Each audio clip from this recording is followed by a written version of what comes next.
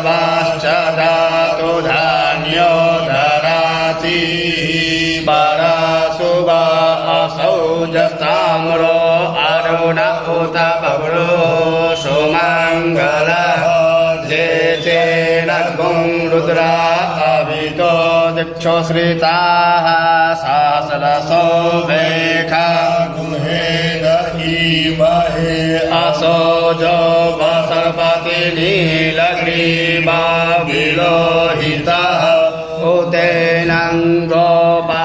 अदृष्णान्नुदार्जः